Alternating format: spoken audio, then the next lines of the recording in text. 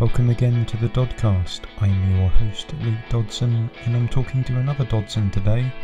That's Mo Dodson, who is my dad, and we're talking about Bret, Weinstein and Heather Heying's book, The Hunter-Gatherer's Guide to the 21st Century.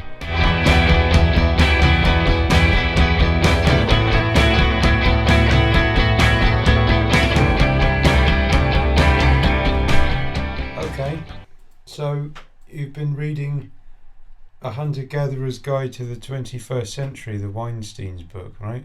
Yeah, we ought to say it's Heather Heying and Bret Weinstein, because she's kept her original name, but it's Weinstein and Heying's book, yes. It's called, the subtitle is Evolution and the Challenges of Modern Life. The basic point of the book is that technological changes and the associated social and economic changes have been moving too fast for our physical endowment. We are evolved with certain kinds of capacities, and those capacities are they're being exceeded, as it were, by the technological changes and the other associated social and economic changes that go along with this. Now, this is not new, but what I like about the book is the fact that it says something which has been said for a long time. In fact, been said since, in a sense, when Montaigne wrote his essay on cannibals in the 16th century. But it also, Rousseau said it, although Rousseau's not a good example to pick, because he is used as a kind of stick with which to beat people who are so-called primitivists. But more recently, in the 20th century, there have been a whole series of anthropologists who study hunter-gathering groups, and even a dentist went out to study primitive peoples to see why they didn't have dental problems, and essentially it was diet and lifestyle. But we've known for a long time, or other people have said, that things like getting stressed in a sedentary occupation by social stresses to do with hierarchy leads to real medical problems, because the person being stressed does not respond with high-intensity physical activity, which is required, because you get a shot of adrenaline and other hormones and chemicals in your body that enable you to respond physically with high intensity to real threats. And this is the cause of a lot of medical problems. They've known this. I used to read about this in the 1950s when I was a pupil in a primary school. We used to read about this. So this has been well known. But since the 1960s, when a group of anthropologists first had their first conference on hunting and gathering studies, the so-called CHAGS group, they've been meeting ever since. And this has caused a revolution in our thinking about what it is to be human. And the most important point coming out of that group, well, one of the most important points, I should say, is what Marshall Sahlins called the original affluent society. In other words, people who lived at the most primitive, so-called primitive level of technology did the least amount of work. And they had all that they wanted. In a sense, I mean, sometimes they wanted more meat, more this, more that, but they were satisfied. And another anthropologist called Hugh Brody was studying mainly North American groups, so-called Eskimos and others, living in Canada, and he came out with a very interesting idea that hunter-gatherers are not nomads, and that they feel that wherever they live and work and live and die is paradise, and that they do not actually move out of a certain area. They move around an area, but they don't move out of it.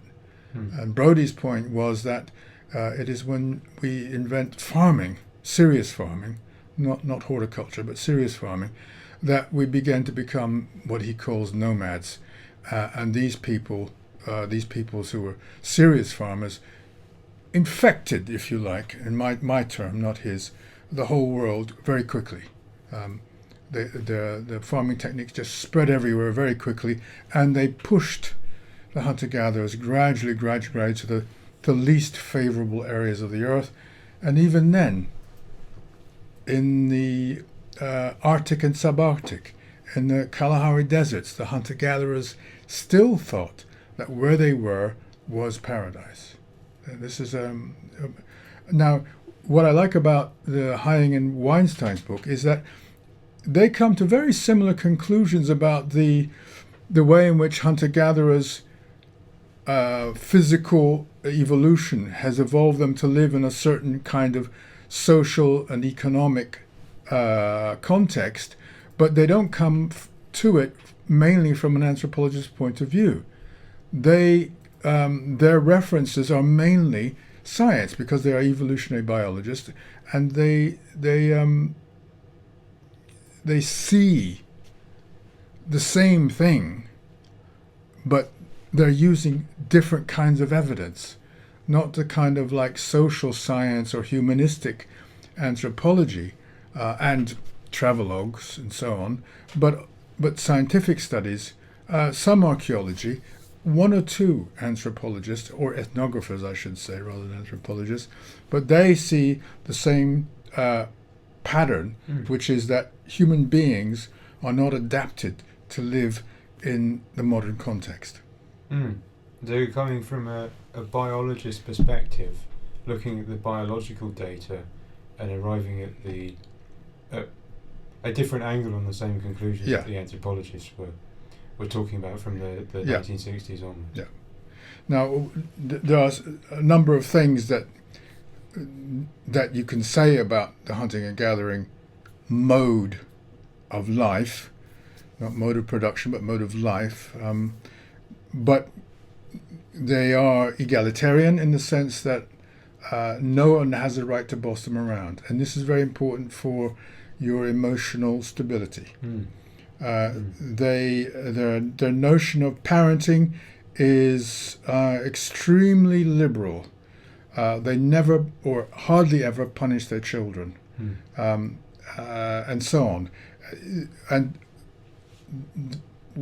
Haying and Weinstein then show how this social pattern leads to physical health. So that's the first thing I'd like to say about the book, is that it comes to conclusions from a very different perspective, but a perspective which corroborates something which has been brewing for a long time. I suppose in this case it would be important to draw the distinction between the pure immediate return hunter-gatherers and the delayed return hunter-gatherers. Yes. This distinction, which I believe was made by Elman Service or Julian Stewart, I can't remember exactly which one it is at the moment, between hunter-gatherers who mainly, and it's a spectrum, but who mainly did not save up any of their resources. When they needed something, they acquired it from the environment, and then they used it. This doesn't mean that they used it in one day. They could have used it over a few weeks, but they didn't save. And this meant that they were much more mobile. They weren't nomadic in Brodie's terms, but they were much more mobile. They had to move from campsite to campsite, because as the resources were depleted in one area, they would move to another. And other reasons as well. Whereas, this is called immediate return. there's another distinction between band societies and the larger hunter-gatherer societies, but we'll leave that to one side. Let's stick with the immediate return versus delayed return. Delayed returns are those who save up. And the classic example of this is the Northwest Coast American Indians, Courtauld and others like that, who are much more sedentary. They actually stay in one village for a long time, and they build houses and so on. So they're much less mobile, and they acquire wealth. Hunter-gatherer, immediate return hunter-gatherers do not acquire wealth. In fact, it's forbidden to acquire more than somebody else. If you have more than you need, then it's redistributed immediately. And this sounds a bit harsh if you're coming from our perspective of a modern society. Oh, you're taking away my seconds, or what it is, or my third favorite guitar string, or whatever it is. It's more like a family, and a family that has an ice box or a fridge. You just take what you need. Each member of the family takes what they need. They don't. Sometimes they might ask permission to do so, but in immediate return hunter-gatherer societies, if you have two of something and you're only using one, somebody else has the right to borrow the second one. But it's interesting because in some of these groups, if you're a hunter, for instance, who borrows a bow and arrow or some other implement for hunting with, and you make good kill, the kill is not attributed to you. It is attributed to the person whose tool it is. So it's a very interesting distribution of merit across society. So no one acquires more huge amounts more of merit than anybody else. And it's well known, this characteristic of immediate return hunter-gatherers, to make fun of anybody who gets too big for their britches, as it were. My favorite example is from Richard Lee, who recounts the story of a so-called bushman, a member of the Sound group of hunter-gatherers, who comes back with a very big game animal, and he's killed it on his own. And immediately, everybody in the group, it's a small band, it's no more than 15 to 25 people usually, they start making fun of him, saying, "What a paltry kill! Why did you bother to bring it back? You might as well just take it away because we don't want it.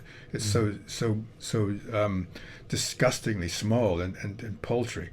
And the hunter, who is obviously a great hunter and recognized by everybody, agrees, and he says, "Yes, you're right. You're absolutely right. I'll take it back right now." Of course, he doesn't mean that, and the other members of the group say, "No. We'll take it just to be sort of humor you and to make you feel good. We'll take this pitiful example of hunting, and we'll distribute it as we normally do among the families of the band." So they have a huge number of ways of making sure that no one gets too big for their britches, and that's very important for a number of reasons. When that break, that cultural break, is removed for various reasons, as with the West Coast, Northwest Coast American Indians, when that cultural break is removed for various reasons, which are complicated, I suppose, then society starts to become very hierarchical, very competitive, and I would say that all the ills that we have today arise from removing that break on that kind. There is competition, obviously, in immediate return hunter-gatherer societies, but it's controlled. Once that control is removed, then all the ills that we face today, I think, arise from that.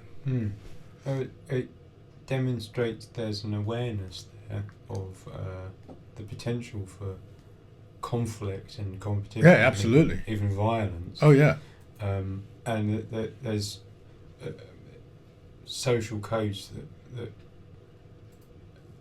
kick in Yeah. when you get the potential of someone developing a kind of megalomania or whatever, even if it's just thinking that they're pretty cool because they've got a massive kill. Yeah, absolutely.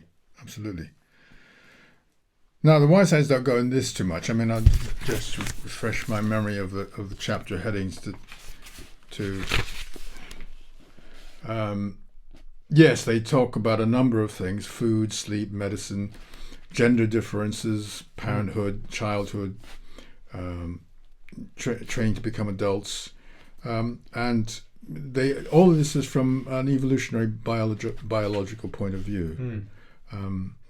And their suggestions at the end for how to deal with the problems of modern society are fairly in line with what people on my side of the fence, the anthropologists, would also say. Yes.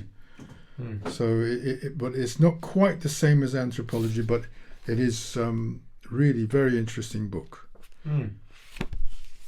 Well, it's interesting that one wouldn't have necessarily expected some years ago that evolutionary biologists would see eye to eye with anthropologists on much. Yeah, I would imagine. I'm just guessing, just due to the sort of the ideological entrenched ideologies in both camps, but I'm just speaking as an outsider to both. yes, I don't know. I mean, that was a standard division that was made at least in the popular academic mind, that the evolutionary biologists and sociobiologists especially, and then evolutionary psychologists were on one side, and the anthropologists, who were vaguely liberal and left-wing usually, or Marxist, were on the other. And one side was arguing for competition, kind of like one version of Darwinian competition. People like, in the 60s, terrible ideas from people like Desmond Morris and Robert Audrey and Konrad Lorenz, that all that's best in human life, friendship, cooperation, love, and so on, comes out of violent conflict and competition. And that we were the naked ape, we didn't have any hair on our bodies, and then we were defenseless, we didn't have claws, and therefore we had to invent weapons, that men were always fighting over women in a certain very crude way, that warfare went straight back, cannibalism, institutionalized cannibalism was said to have gone straight back to pre-human stages, to hominins that weren't even fully human. They started to say we're eating each other, we're killing each other, and so on. All of that evidence has been shown to be pretty much faulty. One of the famous examples is they found some crushed skulls in a cave, and they assumed that a group of other hominins had crushed the skulls of a group they regarded as an enemy, and ate them or something. And then it was discovered that in fact the cave had fallen in and crushed the skulls of these skeletons, and so on. So it's quite interesting how that divide has become less and less sharp between the evolutionary scientists and the anthropologists, and more and more so. I mean, Neanderthals were often considered to be gentle people, but not very bright. Golding wrote this famous book. What was it called? William Golding. William Golding, set in the period when possibly Neanderthals interbred with full modern human beings. And the contrast was modern human beings were terrible, they were always competitive, they were always sneaking around and doing horrible things to each other, they were power hungry, whereas the Neanderthal was this kind of like innocent, naive person whose brain was whose mentality was that of a 4-year-old child, but very nice. and that idea has gone away. And now, first of all, they said that Neanderthals were wiped out by human beings, possibly violently. And a minority group, including your mother, were saying, no, they interbred, and that's why the Neanderthals disappeared. Now, the evidence is there that this is almost certainly the case that happens in that period, in the late Paleolithic period, when the Neanderthals disappeared. They probably disappeared because there were less of them, and they interbred, and they just gradually absorbed into human beings. And we now know that everybody who isn't of immediate African origin has Neanderthal genes. So it's they've come together, as it were, now. Interesting, yeah. It's maybe it's the outliers. Again, I'm just speaking as an outsider, but maybe it's the outliers in both fields that are starting to converge, and the mainstream is still. I mean, the mainstream of archaeology is diverging, according to Stone Age herbalist, into sort of the kind of looking at the genetic evidence, and then the sort of the people who want to say that everyone was trans or whatever it is. But I would guess also that Haying and Weinstein are also possibly considered outliers now due to other reasons, which maybe we could get into in a minute, of their views on COVID. I want to go back to the idea of outliers. I mean, in terms of anthropology, the huge majority of anthropologists who seriously studied hunter-gatherers, and especially immediate return hunter-gatherers, more or less all agreed. There were two or three schools. These have been very well outlined by Richard Lee and Daly in their encyclopedia, Cambridge Encyclopedia of Hunting and Gathering, Hunters and Gatherers. But there is a wide sort of kind of like broad agreement among these anthropologists who have lived seriously with these people and studied them. There is one revisionist group who say we don't have access to what immediate return hunter-gatherers were like, because all of their societies have been distorted, that all hunter-gatherers today are actually degenerate farmers. They were farmers at one point, and they've had to sort of revert to hunting and gathering. This is a minority view, and not shared by the vast majority of hunting and gathering studies to date. Okay. Yeah. Right. One of the reasons why this was put forward was that archaeologists, especially paleoarchaeologists and historical anthropologists, tend to use present-day studies of primitive people, hunter-gatherers especially, and immediate hunter-gatherers especially, to act as a kind of benchmark as to how prehistoric people behaved. And when I say prehistoric, I mean pre-Neolithic, right? Pre the invention of farming. Yeah. So Mesolithic and Paleolithic, and these people is the scientific archaeology of these groups of people who lived through the ice ages and so on in Europe and all the rest of it is pretty now rock hard, that they lived in very small groups, and that their way of life was very similar to the way of life of immediate return hunter-gatherers. Well, not today, because they're disappearing at a rate, but in living memory. And that idea of using the ethnographic parallel, that is, taking studies, ethnographies, accounts of hunter-gatherers today, and then using that as a parallel to what the hunter-gatherers of the Paleolithic age were doing, is still an essential tool. There's no way around it. It doesn't matter how many revisionists come along and say you can't do this, you can't do that, how it's all too complicated. There's no other tool to be used, basically. Well, there are a few other tools to be used, but that's the basic tool to be used to look at their social and economic and political life. If you want to use the term political about people who don't have politics, but that's another question. So they're not outliers in that sense. Right. But I agree that they're outliers in the sense of many graduates and doctorates in anthropology have no or very little or very, from my experience in talking to them and reading them, do not really have a good knowledge of the hunting and gathering studies being done.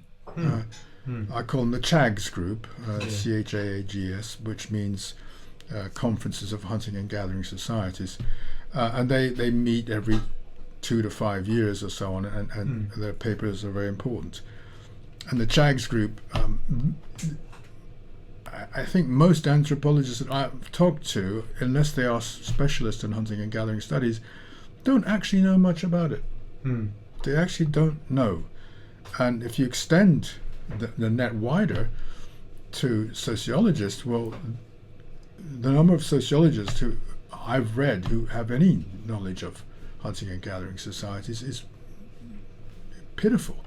And the chap I really was trained by in terms of distance training, reading his books, Raymond Williams, in terms of cultural studies, the only anthropologist I think that he quotes is Ruth Benedict, and she was writing in the 30s, and he's writing his book in the late 50s. That's all he quotes. So he gets pretty close to some of the kind of insights that you need to have, but he hardly knows any of it, and he makes a lot of statements that show his ignorance. But the ignorance of intellectuals and historians and cultural historians and so on that they display about what possibly is the most important humanistic study of modern times is absolutely astounding. I mean, their ignorance is astounding.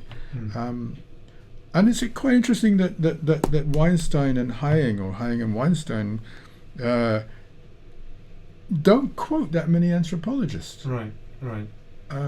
They quote a few, but not that many, and none of the kind of standard ones that you know, if you're reading, like I am, from a generalist point of view, trying to find out what the map of anthropologists are who specialize in this. They don't quote Richard Lee, as far as I remember. They don't quote Hugh Brody. They don't quote Colin Turnbull. They don't quote Marshall Salins, Elman Service, Julian Stewart, Stanley Diamond, Morton Freed, Marvin Harris, and so on. They're just not being quoted. In this book by Haying and Weinstein, and that for me is a plus. Interesting, yeah. Not a minus. That is a plus. Yeah. That's a plus. So here we have independent corroboration. It's funny you say about anthropology, because one thing I would give the anthropologists that I've encountered the credit for is that this kind of stuff, it generally seems to be aware of the kind of stuff that you're talking about here. For the most part, there's other issues on which I often clash with them, but the stuff about the immediate return on together is generally, from what I've seen, I think that is being, I get the impression anyway that that's being taught, or has been taught up until a fairly recent point. So yeah, again, maybe that actually, you know, my suggestion about outliers might not be quite so appropriate. But yeah, I think they are. I think they are regarded as. I mean, Weinstein and Hayek are regarded as outliers. yeah, And I think a lot of the other older anthropologists would be regarded as outliers because they're not woke. yeah, They simply are not woke. And this is the reason why Hayek and Weinstein are known to us, is because they actually objected to some of the more extreme forms of wokeism in the higher education institute they were teaching in, the college, in the liberal arts college, I think it was, they were teaching in. It was the Evergreen, yeah, the Evergreen that's College, right, wasn't yeah, it? yeah. If I remember correctly, it was that they objected to the idea of banning all white people from the campus Right. for one day. Right. And they said, hang on a minute, you can't. It had turned from the original day had been a strike Yeah. on the part of the black and perhaps some of the other minority staff and maybe students as well, if they wanted to participate. They voluntarily, if they didn't want to go into work, they didn't go into work as a statement on racial issues. And then at a certain point, 2014, when some of the protests were happening, I can't remember, it changed. And then Bret Weinstein, who at that point was a Bernie Sanders supporting, pretty down the line sort of liberal guy, was being called a white supremacist or whatever. Yeah. So and it's kind of spiraled out from there, where they've they found themselves in this very very dubious category called the intellectual dark web. Much of which is hype, but well, I'm not too familiar with the term. I've heard it, but what does it refer to? The intellectual dark web is a kind of a wanky term that came up around sort of 2015, 16-ish, I think, and it was a bunch of people that were on Joe Rogan, essentially, and were speaking out against what was then this rising trend of making progressive politics into what I would call a right-wing parody of itself. Right. And just making it so objectionable and laughable that no actually reasonable person could possibly support it. And so the intellectual dark web was applied to certain intellectuals who spoke out against this.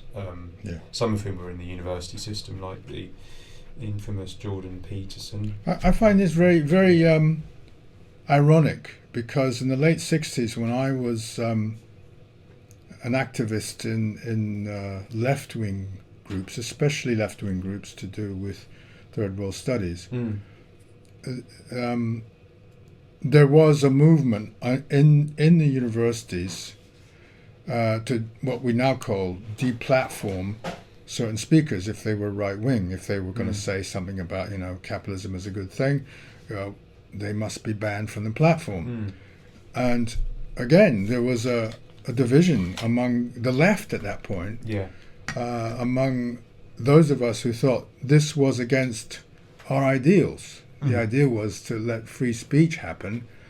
If somebody was telling a lie, that's something else. Yes, you have to sort of, but let them tell a lie and then censure them for lying and show that they're lying. If they're presenting an argument, then they must be allowed to present the argument so that we could argue against them. We thought it was an extremely backward move to try and ban these people from speaking at universities.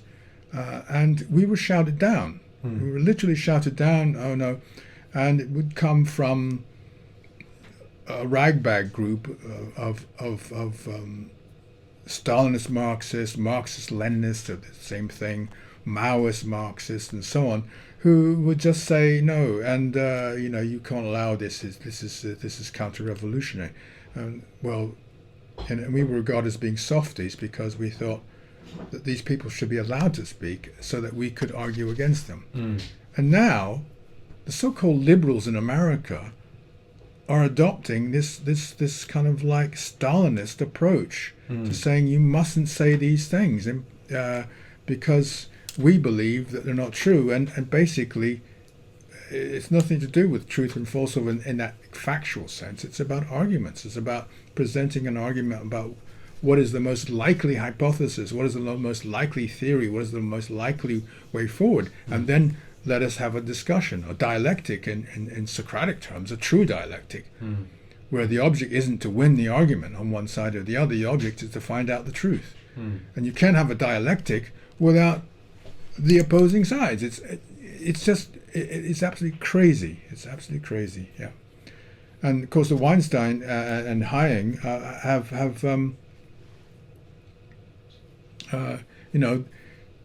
they've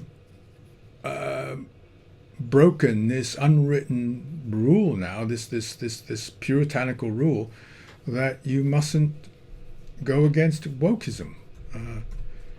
If you do, you are somehow, I don't know, on the devil's side.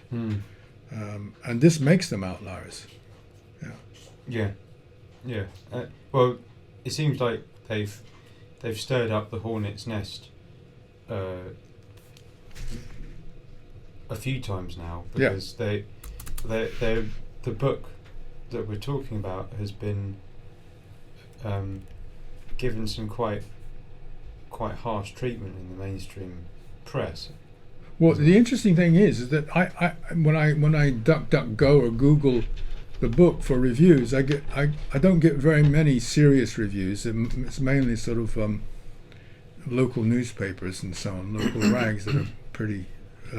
The only truly substantial review, I find it very hard to find reviews because my internet skills are so sketchy.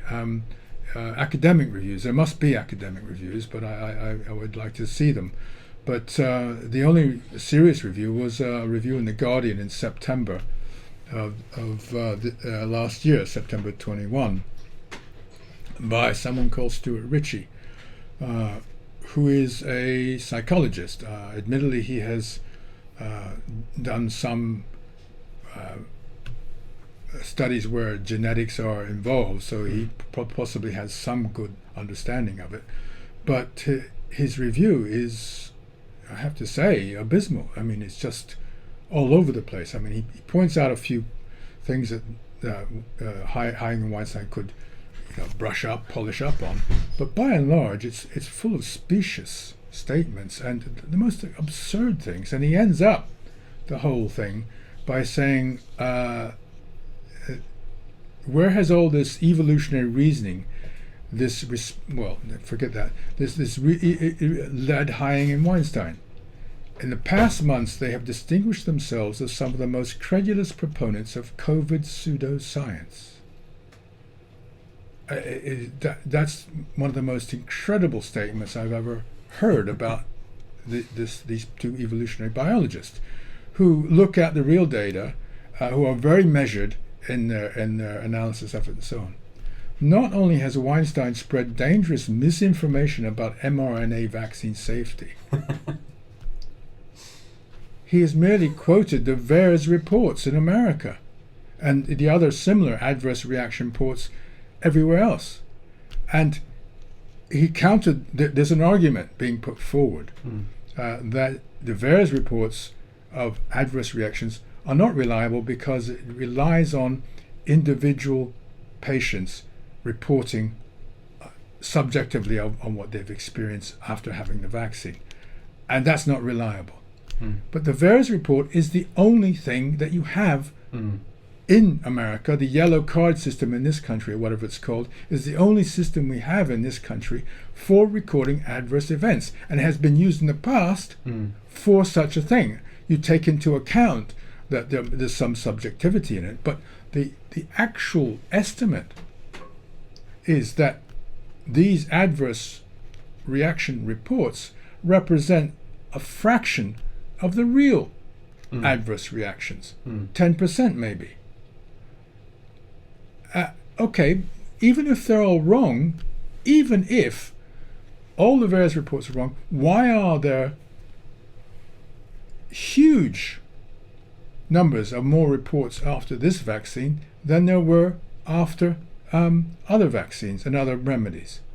It's if you're comparing like with like, various reports 5 years ago, various reports today, then it's there. It's there. That's all they've said. They haven't said they're certain about this, but that's evidence. That's data that they put forward and so on. And it's not that they've said that the vaccine is going to be really a bad news for old people, although they're coming around to that now, I think. But I don't know. I won't say that. But they're saying the vaccine is bad news for young, healthy people. It really is, because the incidence, even according to the skewed records of the CDC and so on, is that young people are almost immune, if they're healthy, to any serious effects from SARS-CoV-2. So that's not a misinformation. That's there. Then they go on to say. And then they go on to say that they join the movement of internet cranks obsessing about the drug ivermectin and its near perfect properties in preventing coronavirus infection. In reality, on ivermectin, the jury is very much still out. That's not true.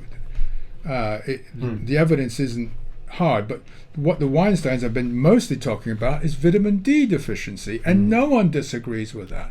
What they've been saying is that if you have comorbidities, or if you're obese, or you have diabetes, then you're in danger. And the best thing you can do to help yourself immediately, it's cheap, it doesn't require you to take a new genetically modifying vaccine to help you out. You just start a healthy lifestyle. Make sure you've got enough vitamin D. Make sure you've got enough exercise. Lose some weight, and so on. No, that's verboten in sort of the mainstream press. So then they go on to say, and this is September, remember, these COVID positions, along with Haying and Weinstein's advocacy of the still unproven lab leak hypothesis, gel nicely with the don't play God, mind the unforeseen consequences, stick to the traditional worldview that the book promotes. That's very revealing, that, isn't it? So the whole negative review of the book, and I can point out bits in the article that are just, he says one thing, and then the references he quotes are ridiculous. I mean, it's just ridiculous. But it's not. The book is not saying stick to the original. He hasn't read the book. The book says that traditional customs. That's a sort of. You don't need to say traditional custom. Customs are traditional. Customs and traditions can be a good indicator that something works. So we have a custom, for instance, that we use a hammer to put a nail in rather than a screwdriver. That's a custom. That's a tradition. We have a tradition that in English we use, specific words to indicate the past tense, and so on. That's a custom. That's a tradition. You can't do without that. And they're saying not much more than that. That's what they're saying. They're saying that if we've done something for hundreds or thousands of years and it works, don't throw it away immediately before you know that you've got something better. That's consider the possibility that it might work, and has been done for hundreds of thousands of years for a very good reason. But that's it's just very revealing that this guy ends on that, because it essentially they've rattled what John Michael Greer calls the professional managerial class and their ideology, which is absolute progress, we're getting better. Everything's getting so much better. We've got these amazing mRNA vaccines that you only had to test them for about 5 days, and they're completely safe. And now anyone who says anything about the way that people behaved over many successive generations, because all of those people were clearly idiots, because they use spears and things like that. We don't use spears. In fact, we just we grow cultures in a lab and then synthesize protein out of them, and it's great, and you can just feed the whole world. But that's the sort of Groeniad mindset. Yeah, I mean, one of the things that Weinstein and Heying often say is that you should start from first principles. Don't forget first principles. I'm not quite sure what they mean by that, because I haven't read and listened to the majority of what they've podcasted and written. But I take that to mean first principles are ideals, values. You start from, and values cannot be proven scientifically. You cannot prove you can prove something like what they're saying, which is that an egalitarian way of life seems to suit our physical being better than a non-egalitarian way of life. That you can say. You can try and make a kind of natural law argument out of that nature is automatically ethical. But you start, but you should start from ethics, from what the good life is. You might have to tweak it according to factual knowledge. So you might say, well, the good life would be something that's completely free of disease. Well, is that the good life? It helps to have a good life like that, but you need something else. And this is why I like people like Paul Kingsnorth and others who say that, no, it's about essentially a theological argument, which is that, what is important in life, and is it mere physical survival, mere physical pleasure? Is it immortality, as so many of the big tech nerds want to achieve? They want to achieve immortality by merging themselves with computers, and they'll be immortal forever. They'll have virtual physical sensations, but they won't be real. Or you want to go for the other side of the fence, which says that human beings are limited, and that needs to be something else in the way we calculate, the way we orientate ourselves towards our actions. And that, for Kingsnorth, who's a converted Orthodox Christian, that's his Christianity, but he would say more or less it's a spiritual, if you want to use that word. But even Marxists like Stanley Diamond acknowledge that this is something very important. And was it Jacques Ellul who was very influenced by Marx, especially the early Marx, and he is also on this wavelength of saying, look, first principles are essentially what some people call spirituality, other people call religion, other people call ethics. Marx called it species being, which is that he assumed that the true end of human beings is to be cooperative, benign, social animals who search for the truth, and as he said, the human being is nature becoming conscious of itself, but becoming. I think Marx, especially the later Marx, started to want this kind of like endless technological revolutions that would help us create things that were, whatever is, going to the stars and so on. And I think Marx, especially, and crude Marxists especially, make this mistake, as do all social constructionists, that there's this kind of consciousness that can do everything. Freud says, where id was, ego shall be, consciousness shall be. But I don't know whether Freud took that seriously or not. But I don't believe it. And a lot of so-called scientific studies have shown us that that's the case. And then, of course, if you take the immediate precursors to the social constructionist wokes, it was the social constructionist postmodernists, but of course they rejected the whole notion of we, the whole notion of I, the whole notion of a centered subjective self who was an active agent. So as they love saying, you don't speak language, language speaks you. And so the self-contradictions in all of this mess of rejecting tradition completely are astounding. When you take, for instance, a lot of not very bright modern artists and modern art theorists say that we should reject the whole notion of tradition itself. So what the woke people are doing, what the social constructionist people are doing, is not new. It was done by people as early as the early 1900s, if not before, but as early as then. And they were saying that the principle of tradition is wrong. Yeah. Everything has to be new all the time.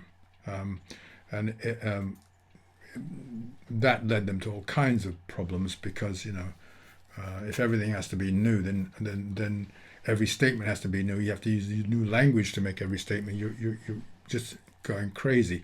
But it's a basic category confusion. It's confusing the particular with the universal. It's saying that this particular tradition is not useful now, or is never been useful, but it's been useful to the power group. So we want to get rid of that particular tradition. Why not? Why not get rid of sexism in medicine in the late 19th century, which said that women should be basically sort of mutilated severely in order to cure their various illnesses. That's sexism, and that tradition should stop. It was a tradition in the 19th century that you could kill a poacher on your land, and that's a tradition that should be stopped. But the majority of traditions, that is, the majority of things we do every day that are culture, and culture is by definition tradition, it's by definition tradition, it has to be communal, it has to be handed down from one generation to another, are traditional. And the point about tradition is important also is that it harks back to the famous quote from Edmund Burke, writing in the late 18th century, who said that he was actually trying to argue against the idea of a purely voluntary society that could invent itself anew with contracts, the voluntary contract society, that you could jettison all tradition because you'd made a kind of agreement today that you're going to do something or other today. And he does two quite interesting things for someone who's now right-wing. He takes the commercial metaphor of a contract, which the social contract was seen as a kind of left-wing metaphor, and he says, no, this is a commercial metaphor, right? And that's not adequate to describe relationships between human beings, because we depend on those who came before for things. But more important, we have a relationship to those who are dead. Yeah. And we can't lose that relationship, otherwise we are impoverished in the present. And the same applies to our relationship to those who are not yet alive. And he says that is what true community is this establishing what I call a temporal community across generations. And if you don't have that community, then you're lost.